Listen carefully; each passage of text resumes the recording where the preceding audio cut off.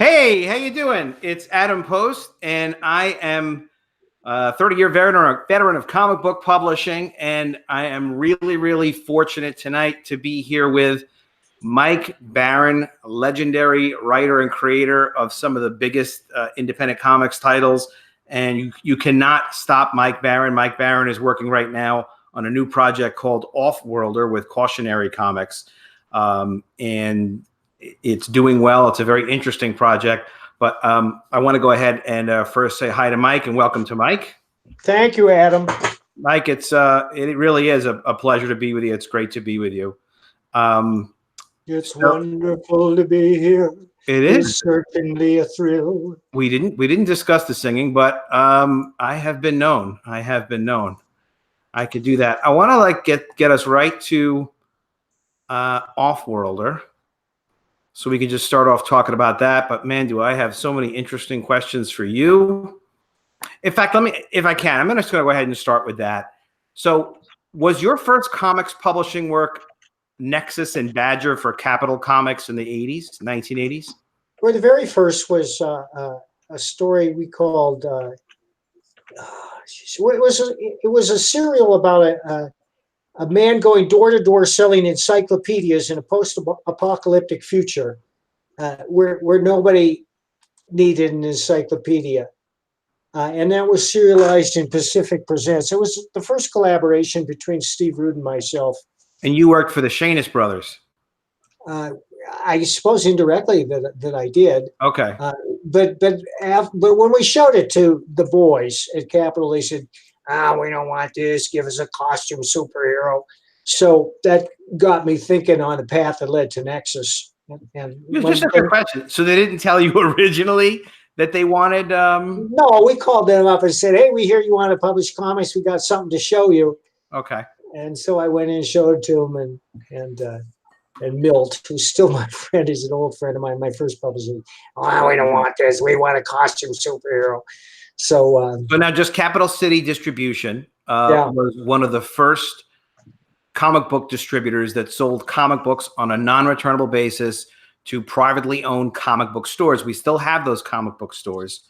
And the way that they would collect orders is they would get them on a pre-order based on an illustration for a cover, usually a pre-order basis on a non-returnable basis, where the distributor would collect the orders from the stores and then would come up with a non-returnable order for a publisher, which made it possible after the success of a couple of independent comics for just about everybody to start thinking about publishing comics. But what was interesting was Capital City Distributors was one of the bigger distributors, and Capital City had decided they wanted to publish their own comics, and stuff that you guys put out was on another level, because this was back in the days of the Ninja Turtles, which is a very fun black and white comic book, but very few publishers were even doing color comic books back then. Very few. And Nexus was great, and Badger was great. So you had said that you contacted them, and you and Rude had an idea, and they're like, no, we want a superhero. So I went home and I thought, well, what makes for a compelling character? Well, if every time he shows up, somebody dies, that would be compelling. And that's not a new idea. That's the basis of so much fiction that we consume today. When you look at shows like Murder, She Wrote, or Scandal, or Special Crimes Units, that the titles themselves provide drama. And that's why television loves legal and cop shows, because the conflict is built into those professions. But I wanted something different. And so I created this scenario where Nexus was the reluctant executioner of an insane alien who had chosen about reluctant heroes. We haven't heard as much about reluctant executioners. Right? I mean, that's pretty interesting. I love the reluctant hero. Well, he's torn, and that's what makes for an interesting character. It's just somebody who's complex, who's neither good nor bad, but a mixture of the two.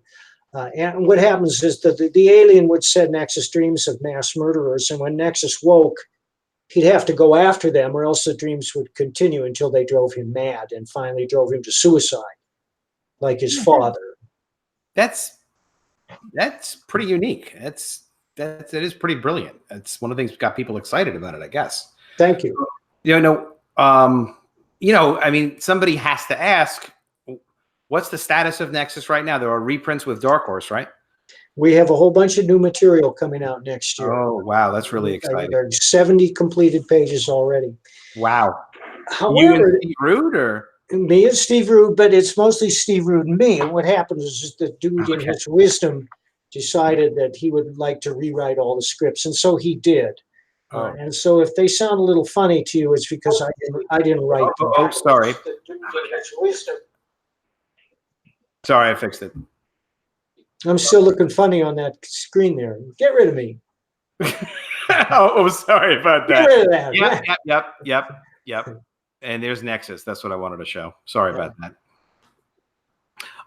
Okay, I'm sorry. So it was Steve Rude and you. And Steve had kind of gone. So he was rewriting old stories, or he was doing something? No, this is all new material that I prepared for him.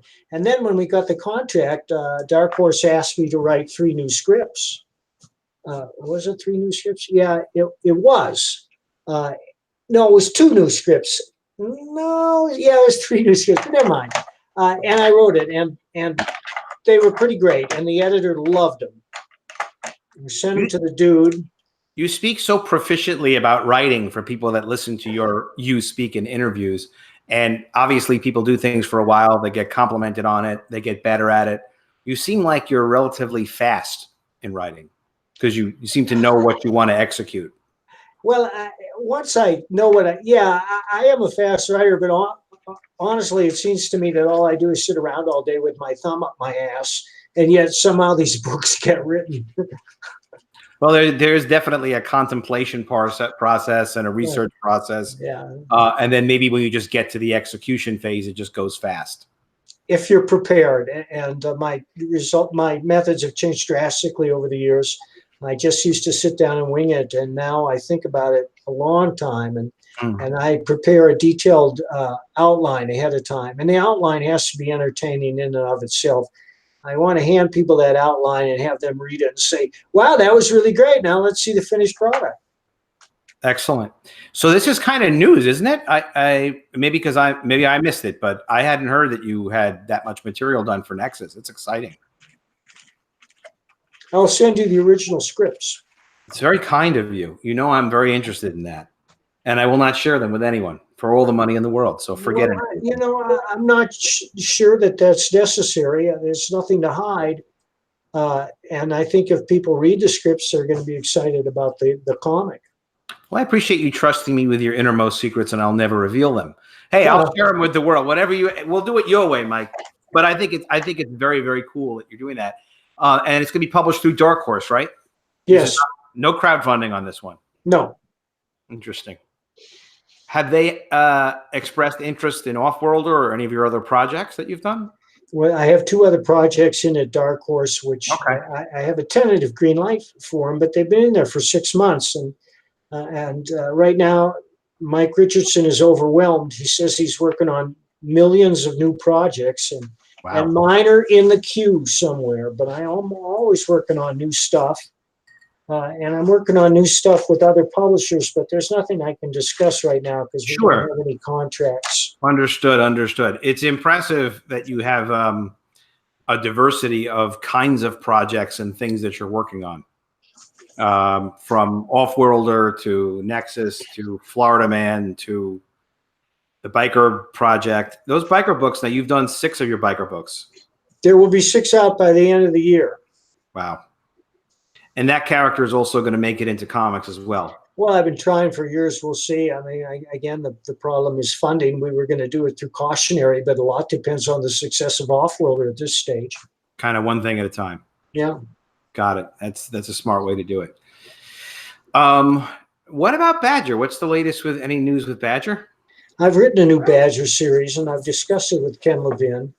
And we are talking about doing it through Drew Ford's It's Alive imprint. But I haven't heard anything for the last couple of months, which I chalk up to a very busy conventions season. And aside from that, I have so much going on right now. Even though the Badger's written, I may have to modify it to fit It's Alive's format. But we're going to press ahead with that. I'm just not sure when. What's the format that they're doing It's Alive? They're mostly doing trade paperbacks? Well, no, Drew talked about a 3-issue series with me for 24-page stories. Okay. For me, 24 pages is just the ideal length of a story. And even though this Badger series, I mapped out 5 issues, I'm prepared to truncate it into 3 without sacrificing any story quality. That's because you know how to do stuff like that. Hopefully. Very interesting. All right, let's get into Off-Worlder specifically a little bit more. And I know exactly where that is. Off-Worlder's here, and you know the first thing I noticed about Off-Worlder, it's impossible to not notice the art. Yeah. This guy is, you know what? You get a sense. I get a sense because I've looked at a lot of artists' work that it's not an American artist, because you've got American artists that seem to have gone away. Not that they don't produce amazing work; they certainly do, but you get more of this just traditional, really, really well rendered. It could be exaggerated in places, but you know, realistic art, like almost a Barry Windsor Smith type, which I know you've heard that before, right? Well, that was my own observation when I saw Geordie's pages. I hadn't seen anything like it since Barry Smith exploded on Conan in the 70s. He has that impact. The art is that fresh, exciting, and dynamic. And all you have to do is go to the Off-Worlder Indiegogo page and scroll down. We have a dozen pages on display there. The first 24 pages are complete. Anybody who looks at that art is going to be knocked out. It's like looking at Neil Adams or Steranko for the first time. Yeah, I mean, this is a guy who he certainly understands what he's doing, and he's really, really careful about it. It's great when you have an artist who's disciplined, skilled, and he looks at the job as an opportunity. And this is Narwhal, who is a great minimalist, and he does beautiful work. This is just a pinup in the book. Could easily be another cover. And the colorist is phenomenal on this too. You could love the black and white, and you could love the color from this artist. I'm going to share this link with Geordie Armengol just in case he's up. Oh, please. Yeah, by all means. He's a talent. He's a real talent. So this first issue is it 24 pages total? I know you guys, you know what's so funny with me, Mike, is I'm a nut for format. I'm always thinking format, price. It's just my old publishing days, and I'm always thinking like, all right, so it's going to be this many pages, is going to be this price. I know what format this thing is, and then I'm settled, but I know what the format is. So this is this square bound 48 pages? 48 pages. Okay, excellent. Yeah, this is nice. So process-wise, I know you and Ben Henderson collaborated on the script. And that Ben had created this originally. And this is a Man Out of Time story, right? This is yes. Yeah. Okay. Yeah, I got a blurb here. Yeah. Let's have the blurb. Yeah, we should blurb it. 7th century Scotland, Henry Gunn leads his clan in a ferocious battle with Viking invaders. But with victory in sight, he is ripped from space and time by an alien race. The Anunnaki seek a champion to stop another alien race from conquering all known space. Aided by the Egyptian goddess Sarah, Gunn undergoes a hideous transformation, becoming something other than human, able to move through time and space at will, yet unable to save his wife and child. The fate of civilization rests on the shoulders of a troubled demigod. In the tradition of The Stars My Destination and The Silver Surfer, Off-Worlder is a star-spanning science fiction saga that will keep you riveted from first page to last. That is very, very cool sounding. Oh, it's so beautiful. Well, you've got the Silver Surfer thing going on, and everybody loves the Silver. You know, how do you not love this? I don't know how Fox could have ever sold themselves to Disney owning the Silver Surfer and Wolverine. I mean, who would ever sell that for money? Once I had a hold of that, I'd never sell it for money. But it's cool sounding, and this sounds like it kind of opens the door to and on like Silver Surfer, all he has to do is go to another time or another planet or both, and there's 10 books, right? I mean, this is yeah. What an opportunity. I find time travel problematic, but I'm willing to deal with it. Who doesn't love time travel stories? Time travel is awesome. I mean, this also makes me, the first thing I thought of, you know, looking at this art and understanding that it was a man out of time story, was What If 13, I think is the number where Conan goes to New York. And you I remember that. Did you think of that? I didn't think of it, but I remember it now that you mention it. Oh my! I mean, I was just like, the thing is, because Marvel meant something. I mean, I'm sure it means something to people now. What exactly, I'm not sure, but it's hard to even relate what Marvel meant to people. And it wasn't because we were simpletons. It was because the people who produced the books were so disciplined and passionate and working under a uniform vision of what a Marvel comic was and what the principles were and what the themes would be and how they would relate and how each of them were different, accomplishing different things. It's so beyond talking about, oh, SJW this or trying to force heroes of different body types or whatever the heck it was. It's well beyond that, where you really like, almost like Lord of the Rings times 50, where you just got all this intensive continuity and character development and aesthetic value, where Marvel books looked like Marvel books and felt like Marvel books. And that which was what made them Marvel was extremely cool. But just to see, and they wouldn't take, you know, Conan and all of a sudden say, all right, we're going to bring in a new writer. So for 6 issues, he's going to go back and travel through time. They would only do it in a what if story. So it was a controlled demolition of sorts of continuity. It really wasn't, by calling it what if, it wasn't even impacting continuity because it never really happened. Although God knows what they've done since. But that's by caring for it and cultivating so much is what seemed to make it so special, at least for me anyway. Mike, when you worked with Marvel, you worked for them for a few years. I know you worked on Punisher. Yes. Okay. And how was your experience at the time? I mean, I'm not asking you to say anything negative if it was, but I mean, how did you like it? I mean, well, the first 3 years were great. That Carl Potts is my editor, and he gave me carte blanche. I approached the book as a straight crime story. I brought in no supernatural or superhero elements, but then Carl got kicked upstairs, and I had a new editor. Whomever that might. I believe it was Don Dunn, and Don wanted to bring in the X-Men and supernatural and superheroic elements. And so in the last couple of years, it was not as pure as I would have preferred, because I always envisioned the Punisher as a straight crime story. You know what? And there's so much value to a trope.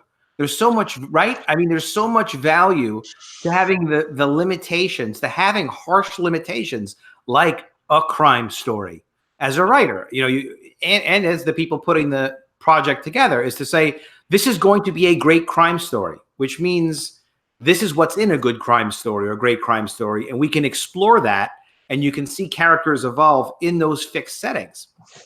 But it does mean that you have some strict limitations, which means, no, you're not going to have Thanos invading the planet, right? You're not going to have Hulk teaming up with a guy with a gun who is very proficient like the Punisher, but they're not going to take on Dr. Doom together necessarily.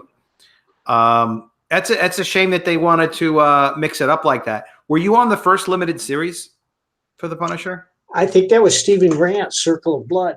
Ah, okay. Interesting. I just remember it was so iconic, the cover of the Punisher with a big gun being outside of an apartment window. That was my number one.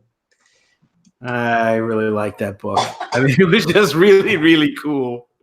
I don't know. There's just, when there's so much thought and so much care put into the work, even decades later, it resonates. You know, sometimes you can remember one panel from one comic that was really significant. You know, I talk sometimes like about Frank Miller's work, where was bringing Elektra back to life, and he was telling Matt Murdock as he was giving up his life energy, and he was taking the life energy of the rest of the good guy ninjas. I can't recall the name now, but in any event, he was just telling them, you know, it's just a matter of death and life is just a matter of moving energy around, just moving energy around. And he was able to bring her back, which is just like, wow, that is just it was just like one little panel, and just so memorable and so significant. Or when Bullseye was killing Elektra. It's funny. I guess now I'm thinking of it now. Those are the two things that really, really resonated for me. I guess the bring back the life and the death.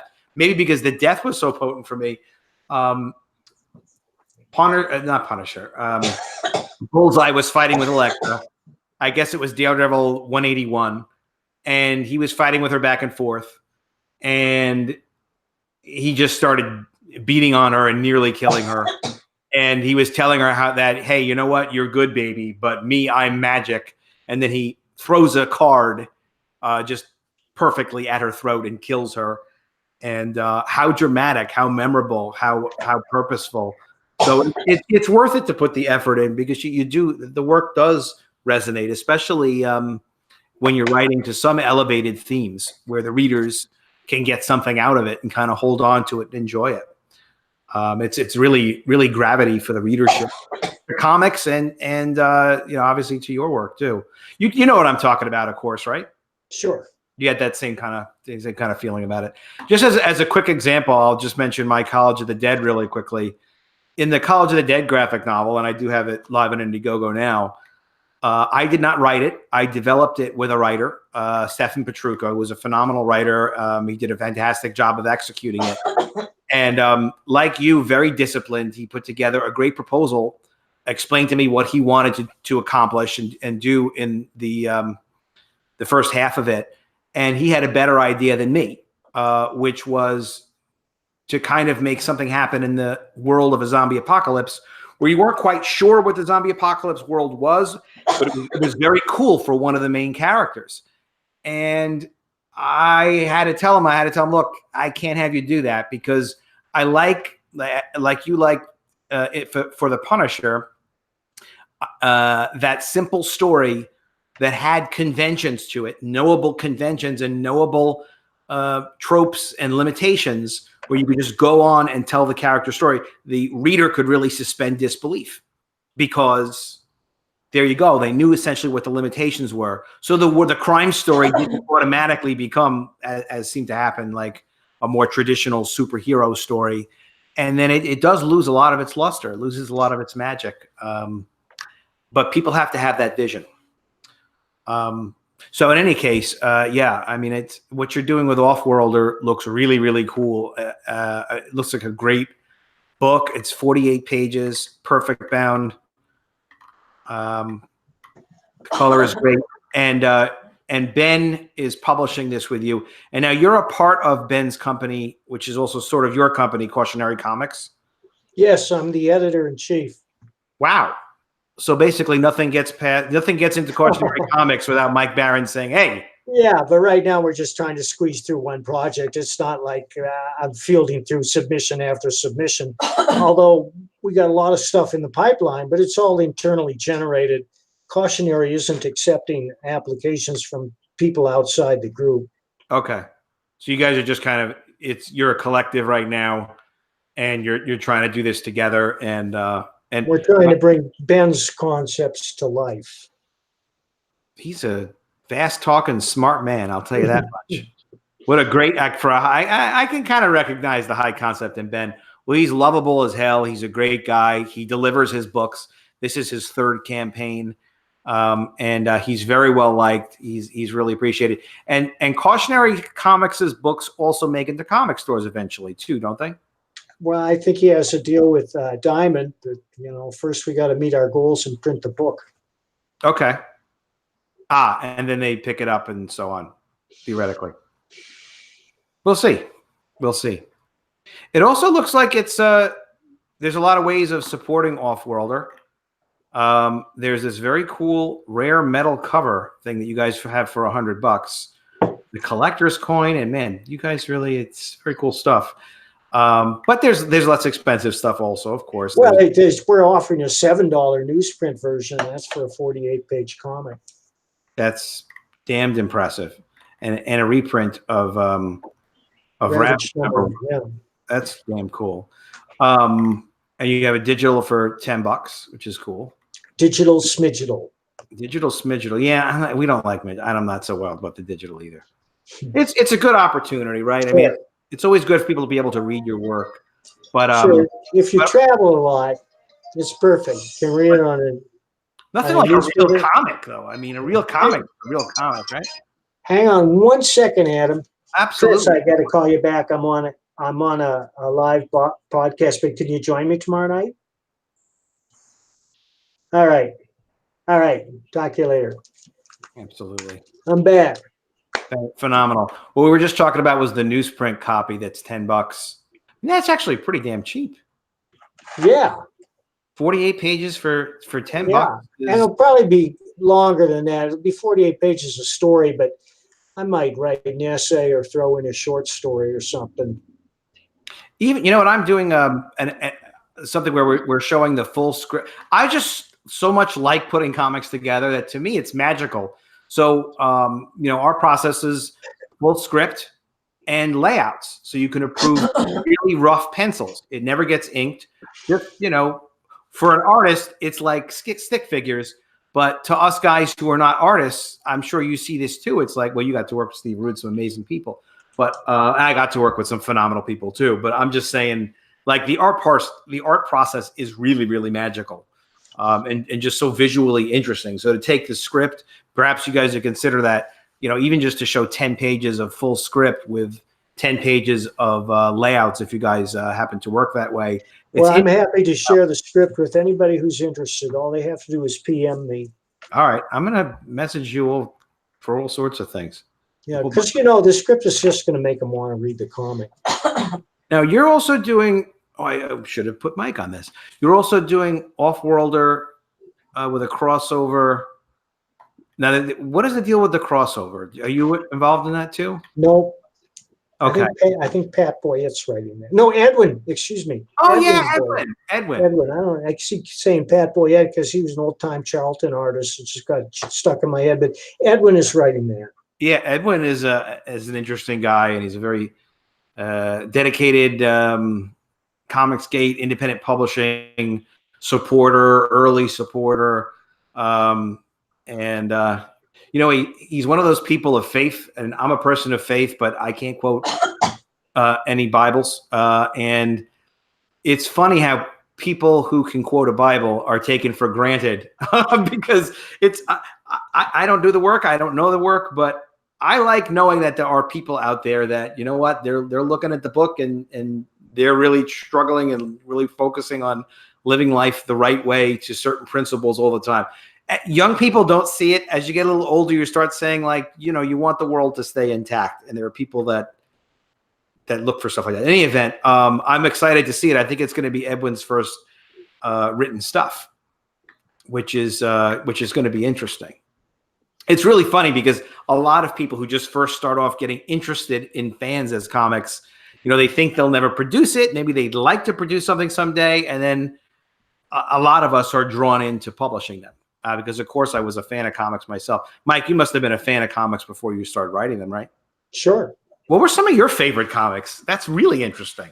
Well, the first comic I went crazy over was Uncle Scrooge. I was picking those up in Mitchell, South Dakota and reading them, and they gripped me right from the start. Carl Barks was such a masterful storyteller. He would suck you in on the first page. And it was all real. I mean, you just gave up your suspension of disbelief completely because he was such a good writer. He proceeded flawlessly from panel to panel. Story, action, characterization, it was all just brilliant. And there was often a moral epiphany at the end of the story. And his draftsmanship was exceptional. He would look at these things in the pages of National Geographic where he got so much of his inspiration and then rendered them in his startling comic book style. And then when I got to university, some friends turned me on to Steranko and Neil Adams. Oh, yeah. And that's when I really got excited. Yeah, because you're getting excited over ducks. And I always liked Donald Duck, and I can sort of do the voice, but don't do the voice. Oh, no, that was it. That was my only. That was just for you, Mike, because of your love for Uncle Scrooge. No, you know, even people that don't know the work know the name Carl Barks. And yeah, I don't know if you can see this. I'm going to hold this up to the camera right now. Yeah, go ahead, man. That's an original Carl Barks that he sent me when I was 12 years old. Some little thing like that. That's why it's so important how much care we put into the work that we do, because it is important to leave that kind of legacy. You know, not for egotistical purposes. Just it feels right. It's the right thing to do. I mean, you can imagine how many people you've inspired with your stories over the years. There was an artist that worked in my comic book studio, and he had. I believe he still has to this day a poster of Nexus with Steve Root. His name is Ken Becker. And if you want to see my comic book studio, I'm not sure if Ken is in clearly there or not, but it's my first video on my YouTube channel. It says Personality Comics Studio. And Ken's probably watching now, or if not, he'll certainly watch later. Of course, he's a family man now and an artist. But so many people do get inspired by things that they see, which is why you put the soul into the work, you put the effort into the work, and people appreciate it and they resonate with it. It really, it stays with them. I mean, that's something I never knew about you, Mike, is that Carl Barks inspired you like that. And look at you saying that from 12 years old is phenomenal. That's very, very cool. Yeah. Cool. I managed to save that. And after Carl Barks, it was really Neil Adams drawing you in? What was the art? Like a lot of young people, I was floored by the art because there's a magic that happens when you look at a two-dimensional page and it sucks you into a three-dimensional world. So I was after all the great artists, Bernie Wrightson, Barry Smith. And because Barry was illustrating Conan, I got into those. Roy Thomas was doing those adaptations. And they were just wonderful, you know. That was a comic shooting on all 6 cylinders for me. When the story and the art work together and suck you in, that's what I want. It's what I try to do. My whole goal as a writer is to grab the reader by the throat and drag him into the narrative so that he's oblivious to everything else except the story. Forgets that he's reading, he forgets that it's a comic book, he's experiencing that story. And that can only be done with a seamless blending of writing and art. That was why I actually was going to ask you why you felt suspension of disbelief was important. And you've kind of answered it right before I was even able to ask you. But that if you don't have that, like when you start, you can break those panel borders all you want, but you have to do it somewhat judiciously, right? I mean, in terms of, not judiciously, carefully, rather. Just you don't want someone to ever, you put a lot of effort into getting them deep inside the story, deep inside the experience of reading it. You want them to forget the world around them. Well, when I write a script, I write a complete script, a full script. They're not voluminous, but they're very detailed. And they leave little room for discussion or confusion.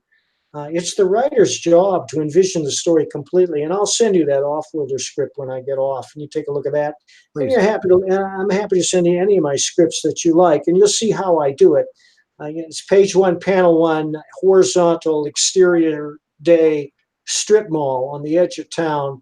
A karate studio is framed by a liquor store on one side and a pet store on the other. There are 2 men talking outside the karate studio. One is an old man bent over with the cane. The other is a young kid with a gym bag, obviously on his way in. There's a couple of cars and a pickup truck parked in the parking lot. And then you add your caption and your dialogue. And then you proceed to the second panel. When I first started doing comics, I would just wing it. I'd draw out my own pages panel by panel by hand completely. And that's how I wrote Nexus and Badger, and how I wrote all my comics for many years.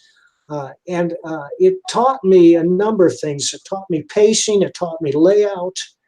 But the most important thing it taught me is what happens next, which is the essential question in all fiction. You finish one panel, you're happy with that panel, you look at the next panel, what happens next? You can't just vamp there. You just can't race through and leave a blank spot. It's got to have meaning, even if it's a wordless panel or a pause, to indicate a pause in the protagonist's thought pattern where he's momentarily stymied or has to think of something. And that's something Karl Barks did. But it all contributes to the story. A story is so many things. It's not just the art. It's not just the dialogue. It's not just the pacing. It's all those things, plus the protagonist's speech patterns. Whenever I have a character, whenever I introduce a character, I ask myself, what does he see? What does he hear? What does he smell? Now, you don't go overboard on all that stuff, but you have to set the scene for the reader so that the reader enters into it completely and believes that, yeah, I'm there. So you would introduce, like, I mean, I've never heard, and just even the olfactory factor of what the character is smelling. Would you? So you might put something in the first couple of panels that would show something that would create, like, maybe popcorn is being made, or yes. Wow. Because smell is one of the most important indicators that we have. A smell can remind you of something that happened 20 years ago. It's very important. When I write my prose novels, I always think about that. That doesn't mean I'm talking about smell all the time. Right. But it's a factor, and it helps set the scene, and it's important too. So can you give a couple of examples? I mentioned the popcorn machine. It's just so damned interesting to me, is if you're going to open a scene, maybe three different ways you might indicate. Well, one of my examples is I have 3 rules. Number 1 is it's the writer's job to entertain. Number 2 is show, don't tell. And number 3 is be original. But let's move back to number 2, show, don't tell. Yeah. That's just as important in prose as it is in comics and cinema. And here's an example. John was walking down the alley when someone shot him in the back. That's telling you what happened. John entered the alley, and the first thing he noticed was the smell of rancid, rotting vegetables. His eyes roamed the ground and saw a used condom, some discarded dollar liquor bottles, as if from a Servy bar. But he had to make it to the other side. So disregarding the dark shadows and the hour, he set off down the alley, when suddenly a Mack truck slammed in the back. It slammed him so hard that it jammed his cheek up against the red brick wall. And as he slid to the alley floor, he felt the tiny granules of red brick sliding off his cheek. When he got to the floor, he felt a warm wetness pooling in the small of his back, and then it leaked off into the alley. So I'm showing you what happened. Did you just write that as we're talking, or is this something you wrote? Well, it's something I use frequently as an example, but I've never actually written it down. It's the first time I did it, it just came to me, and every time I tell it, it's a little different. Well, it's just an example of how you process. And your process at this point for you is probably routine. And I'm going to get off this sharing because it's making me a little nutty. Oh, there I am. Hello, me. I mean, to you, it's routine, but to listen to it is like listening to a really quiet, or observing a really quiet ninja, like, kill 4 people. Because we can't think and talk at that pace.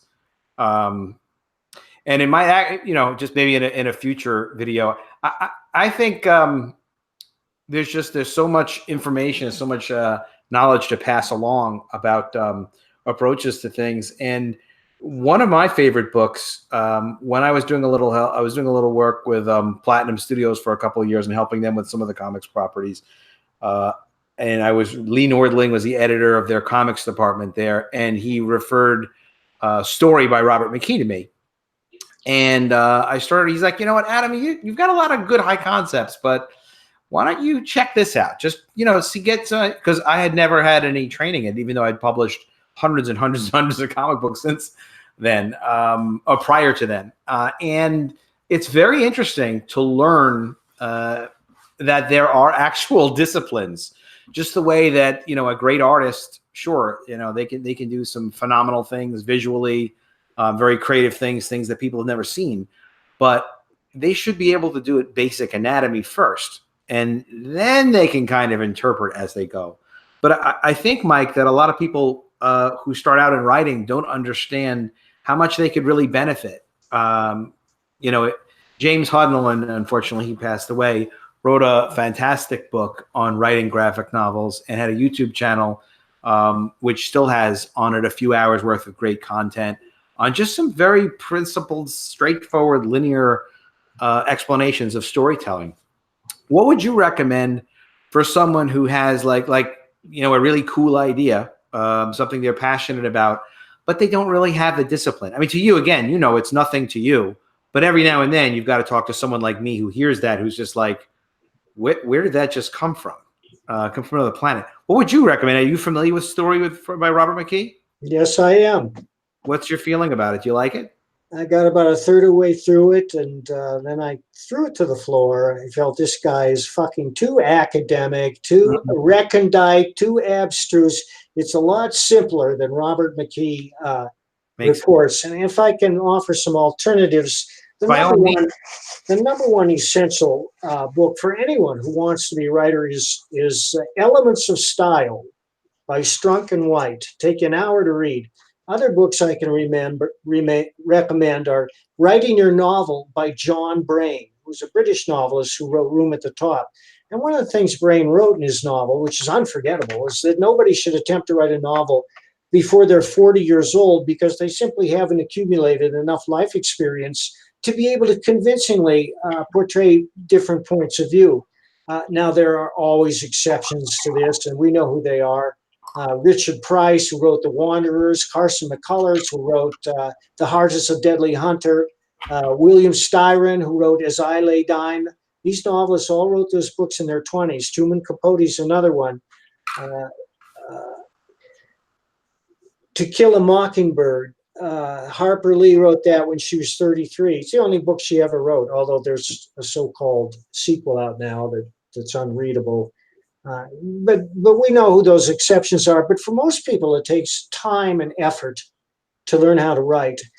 My theory is that every would-be writer has a million words of bullshit clogging up his system, and that you have to get that out before you get to the good stuff. So it's important to write on a regular basis. I say write every day. I write every day. I know that's unpracticable for a lot of people who have full-time jobs and still want to write. So let's say I want to become a better writer. I don't even really write. So that would be not too hard for me to improve. I get one of my tricks is I just get to collaborate and work with brilliant people who are extremely confident and capable in what they do. So I have an idea, and then they apply to them what's obvious, and we get some great stuff sometimes. But you know, so if someone wanted to write every day just to start getting better, you recommended a couple of books which sounded those first two sounded terrific. So they ought to read those two books, because really, just to start. Because I don't say you have to read John Brain's book, but you do have to read Elements of Style. Everybody has to read that. You start off, you read Elements of Style, and you just got better. You just saved 5 years at least. Now you could go from I have a good idea to basically competent, right? Well, that takes practice, Adam. As I say, some people have a knack for it. They hit it right off. I always had a knack for writing dialogue. I always had a knack for writing comics. It took me 30 years to learn how to write a novel because I'm a slow learner. But when I got it, I got it. And now I'm very confident in my writing. And I'm not saying I prefer novels over comics, but I think you could do a lot more with novels than you can with a comic. And that goes to, in particular, for horror. Which I love. And people love horror comics, but comics are the worst medium for horror that there is. They just are, because you can close that book at any time. And that the drawing the artist puts down of a monster or whatever is no matter how horrible, can't compete with what you conjure in the darkness of your own mind, especially when you're in the hands of a masterful writer like Stephen King. Mm. Now, and films are another case. They're very effective with horror because they control the lighting, the pacing, and the sound. And those are all essential to scaring the bejesus out of people when you're in a dark theater. A lot of tricks you can use. Have you done anything in film? Well, I've done treatments from time to time. My friend Ian is trying to sell a film version of my horror novel Helmet Head, which is about Nazi biker zombies. And it's an exciting story. It's unique. It would revolutionize the slasher genre. But in order to do that, we have to find money. We have to find somebody who believes in it and put some backing into it. And he's out there along with a million other guys marching from agent to studio to theater, trying to get their ideas over. Helmet Head, is it focused on a single protagonist? Or? Yes, it is. It's about Nazi biker zombies. Nazi biker zombies. Yeah. And is the protagonist a Nazi biker zombie? Or he is. No, not the protagonist. The villain. he's fighting them. The monster. Yeah, the protagonist is a motorcycle cop in Southern Illinois who's kind of on his last chance job. Interesting. And that's a novel. That's a novel. Is that in print now? Yeah, it's in print. It's from Wordfire Press. It's called Helmet Head. But I have 3 other horror novels, which I think are much better. The most important of them is Banshees, about a satanic rock band that comes back from the dead. It's a huge novel. It's my biggest novel. It's big. And then there's Scorpio, about a ghost who only appears under a blazing sun. I'm very proud of that. It's a more personal story, but it will scare the shit out of you. And finally, there's Domain, which is a haunted house story, and that'll scare the shit out of you too. I ought to find us a producer, and we ought to get this stuff hustling. It sounds like damn good stuff. And occasionally, I have a good idea, I've been told. It's exciting sounding stuff. So there's somebody who's talking to people out there, but it's Hollywood. You never know what's going to happen with what. Interesting. And do these things have concept? Well, there's one book that exists already. Does the other stuff have any concept art?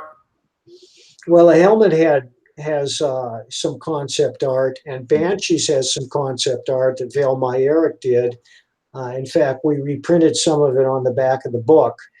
Banshees is also available as an audio book. Wow.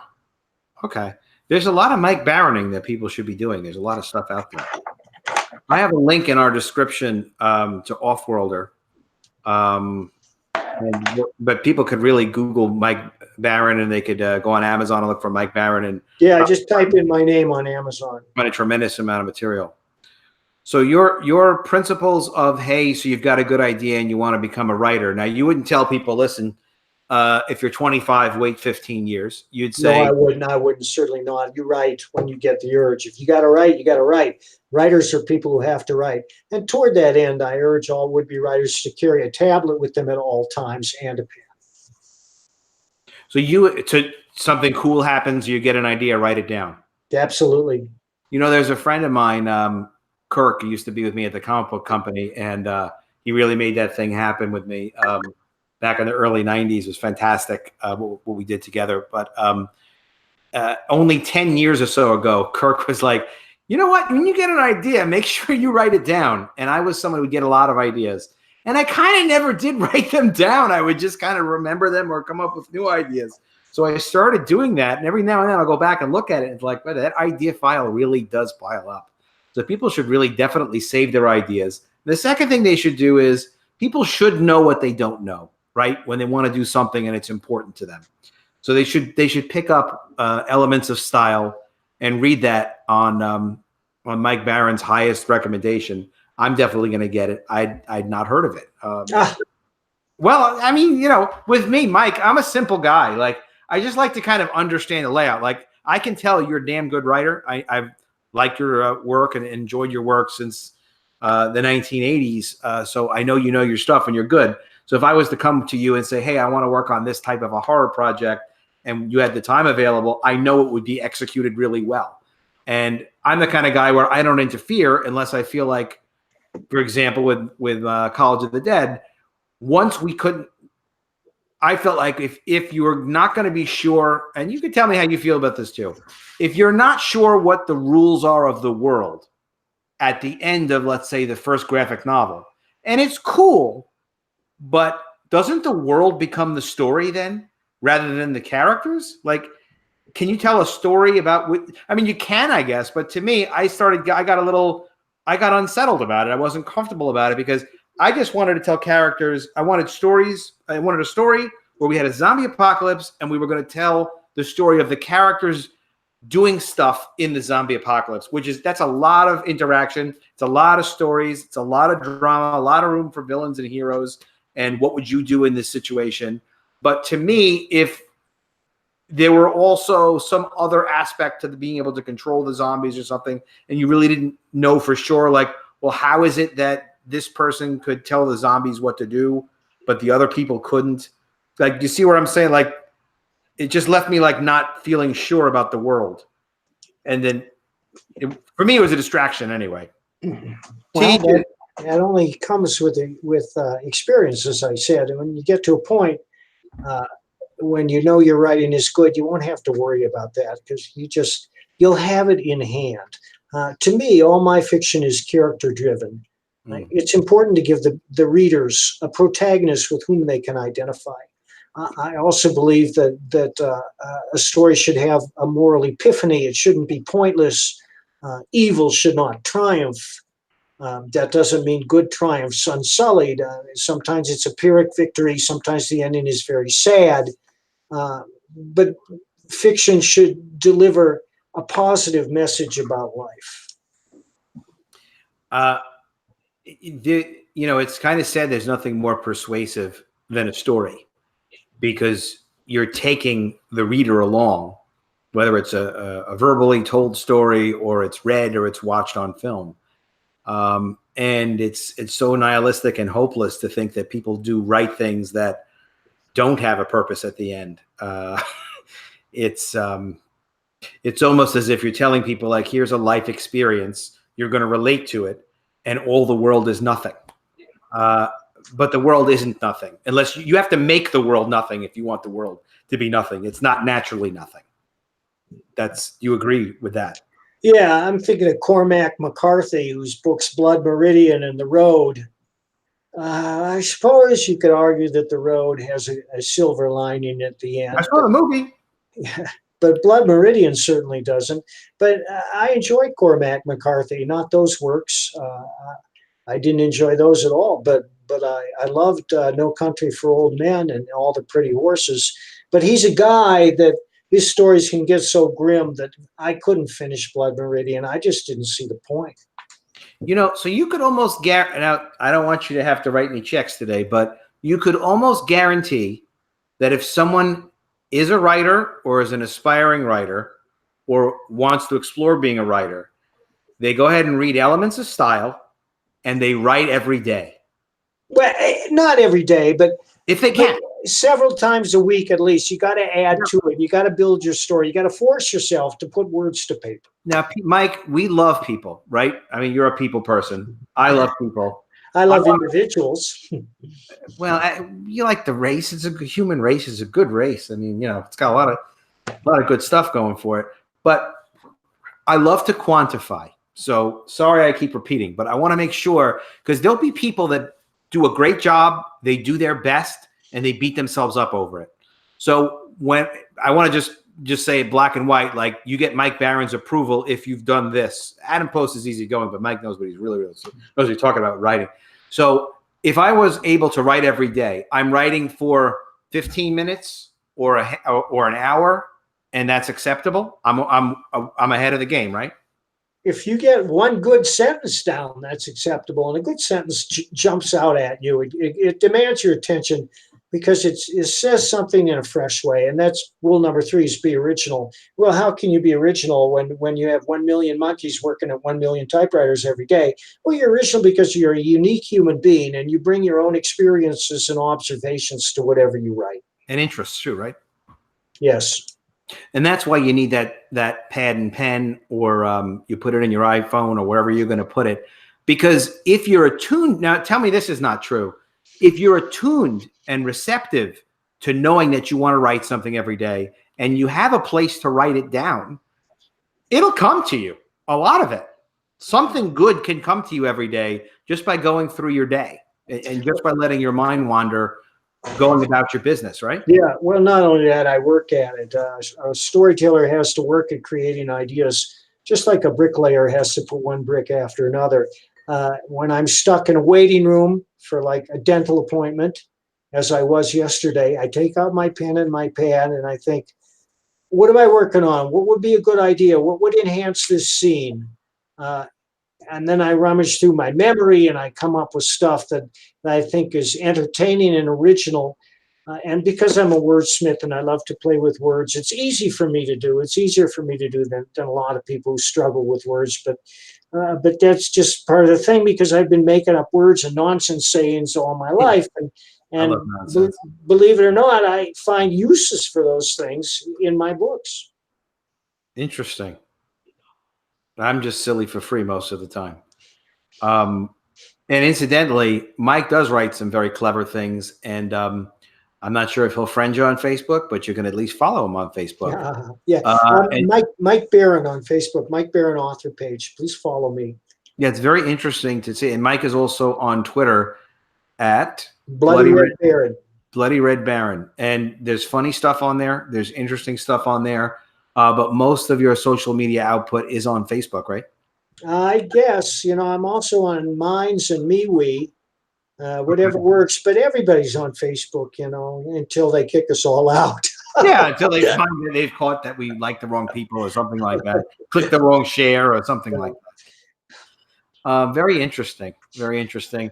I really appreciate you talking about writing and thinking about people who are like us, trying to be creative, like you actually, really making a great career of writing and leaving, legendary work in your wake. And it's very cool to see you working on so many different things and new things. And let's just look again at Offworlder real quick, just to make sure people are aware of what you're up to right this very second. And it's important to support independent publishers and independent creative works. And it's important because, you've got a couple of major media companies out there like a Disney and used to be Fox, not even Fox anymore. But there's a couple of big majors out there and they have unlimited resources and they're going to always produce more content. And Netflix is putting more stuff out all the time and Amazon's putting stuff that they're streaming out. There's always more and more stuff coming out from major companies. But what you're finding now more and more is there's a social consideration for content that's coming out.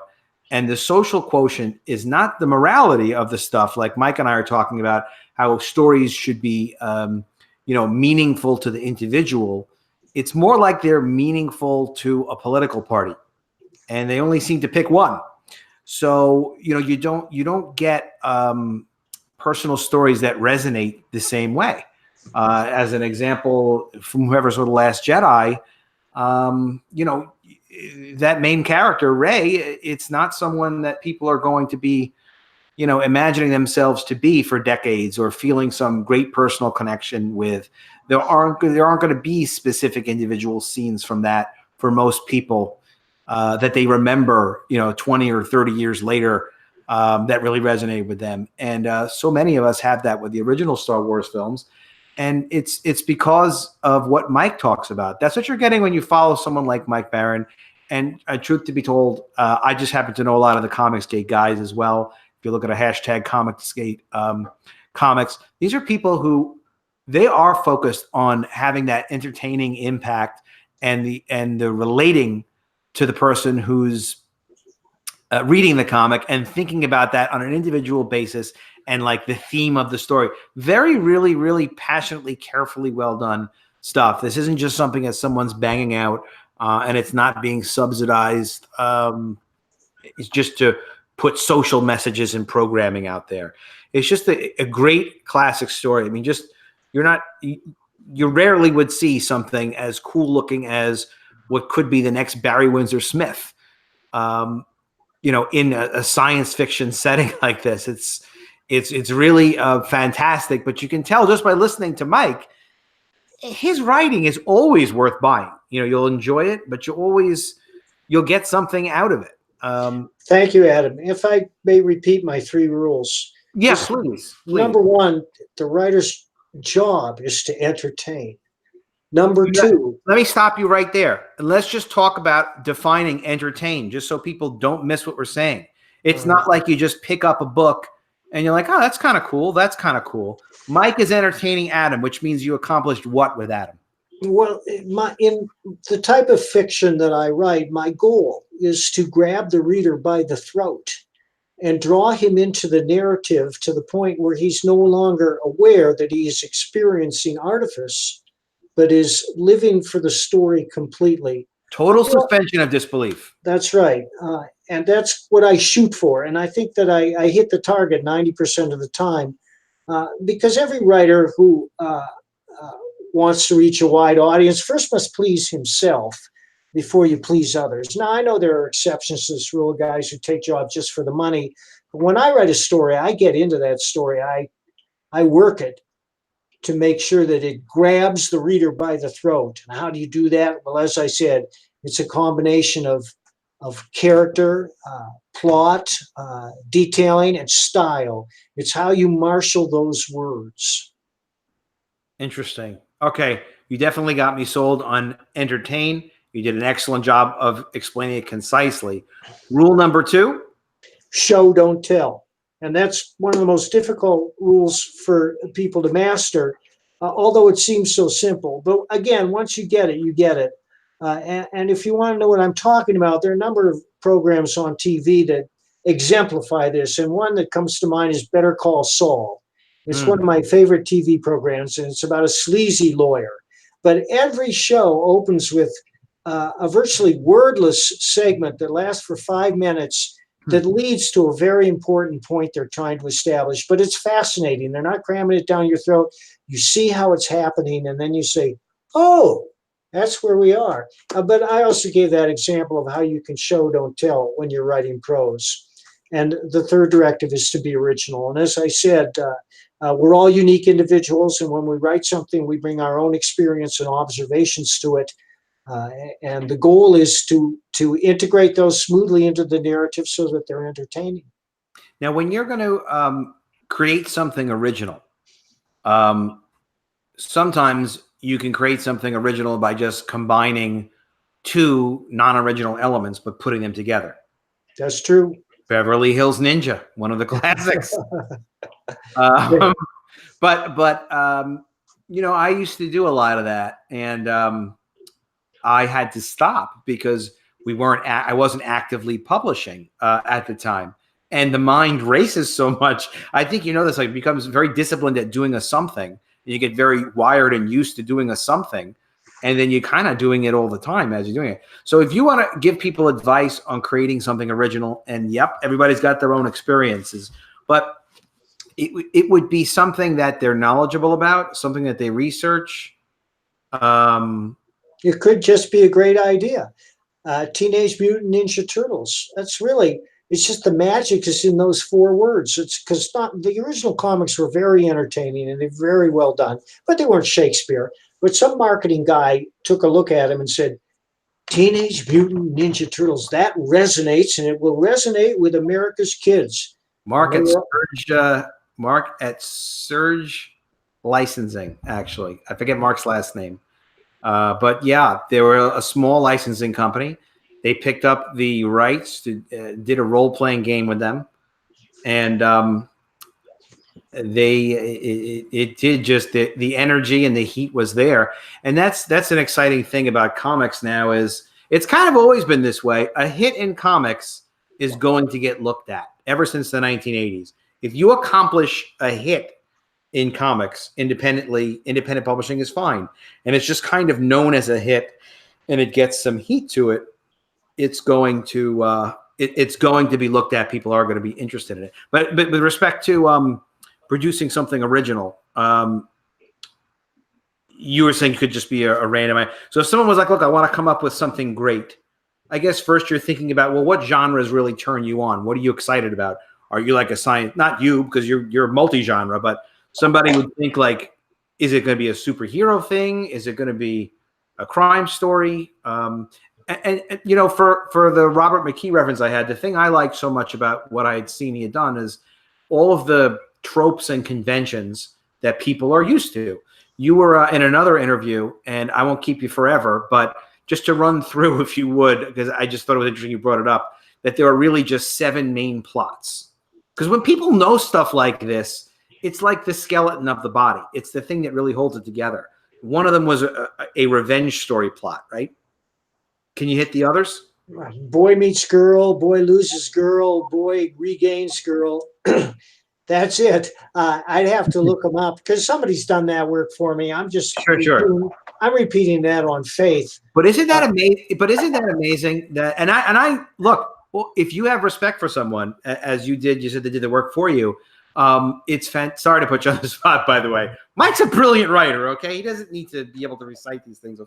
But the point is, like, if you're going to do a boy meets girl story, and there are vampires, and you think about what age group would be targeted to it, and it's sort of like, by the time you're done, that's intellectual property, at least in its high concept form. Ben Henderson, if you're listening to this, don't go publishing that. I'll joint publish with you. Don't and Michael will be editor-in-chief on. No, but my point is, sometimes it really is that simple to be like, oh yeah, I've always wanted to tell a revenge story, or a boy meets girl, or the boy loses the girl, or maybe a combination of the two.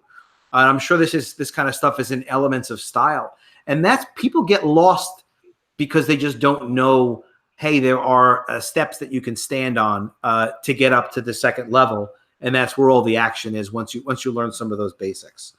Mike, I would love to talk to you more sometime. Maybe we can talk more about your 3 rules, or just come up with some ideas. I just really like being involved in putting out these ideas that people understand, like, first of all, what excellent writing is. And let's put it this way, nothing is easy, but how easy things can be if you know what the work is and you're willing to do the work, eventually you're going to be competent at it, if not brilliant. No, I mean, that's true. Hey, I said a truth. On that, I want to point you guys to Offworlder one more time. And I bring this up because it's important as this world and off our world. It is important. You go on Indiegogo, you put in Offworlder, you're able to see all different versions that are available. Some of them are as little as $10 for a 48-page comic, which is incredibly inexpensive for an independent comic shipped direct to you from the guys who made it. Mike's partner, Ben, has shipped books. He's already delivered on 3 campaigns. He's doing a great job delivering books. The 24 pages, this is already done. It's well in the works. This book is going to be shipping, I believe, in November of this year, not 10 years from now. These are guys who deliver what they promise, and it's going to be, look, you should have this guy's work, this artist's work as well. It's really, really good. And my project on Indiegogo is College of the Dead. It's a zombie apocalypse graphic novel set on a college setting where teachers and students fight for their lives as the dead eat everyone in sight. It's 140 pages. It is actually all drawn and finished. It's ready to just be printed. And I'm going to be delivering it, I've promised, before Halloween in October 2019. And I'm going to make sure I get a copy to Mike Barron, because I have to have Mike Barron's feedback now that we are friends again forever. Mike, it's a pleasure. I'm going to connect with you too to try to get you to send me some of those scripts you promised, because it's so damned interesting. All right, thanks again for your time. And thank you, Adam. Guys, everybody like and share and subscribe and click the bell for notifications. Mike and I will hopefully be on again, and we'll have a lot of other great stuff coming too. Mike, again, it's a pleasure. This was a terrific Friday night for me, my friend. I really appreciate it. Thank you, Adam. Be well. Thanks, sir.